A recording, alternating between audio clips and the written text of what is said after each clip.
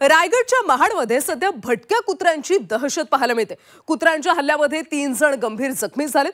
तरुणाचा ओठ तोडण्यात आलाय, तर प्लास्टिक सर्जरीची त्यामुळे आता वेळ आली। भटक्या कुत्र्यांचा बंदोबस्त करा अशी मागणी आता जोर धरू लागली। रायगडच्या महाडमध्ये भटक्या कुत्र्यांची प्रचंड दहशत पाहायला मिळते। भटक्या कुत्र्यांच्या हल्ल्यामध्ये 3 जण गंभीर जखमी झाल्याची घटना महाड तालुक्यातल्या कुर्ले गावातून समोर आली। कुत्र्याने एका तरुणाच्या ओठाचा लचकाच तोडलाय, दुसऱ्या एका महिलेच्या हाताला आणि पायाला सोबतच डोक्याचा सुद्धा चावा घेतला। कुत्र्याच्या हल्ल्यामध्ये जखमी झालेल्या तिघांवर माणगावच्या उपजिल्हा रुग्णालयात उपचार सुरू आहेत।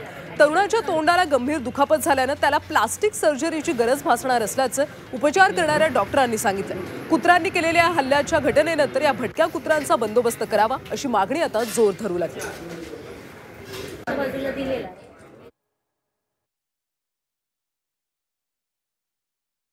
काल रात्री 12 वाजता महाड येथून आपल्याकडे 3 रुग्ण आलेली आहेत।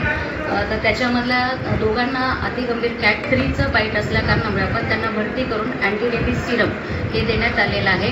सद्यस्थितीत पेशंट स्टेबल असून एका रुग्णाला ओठाचा वरचा लचका उडल्या कारणामुळे त्याला आपण सध्या भरती करून त्याच्यावर इंजेक्शनचा इलाज चालू आहे।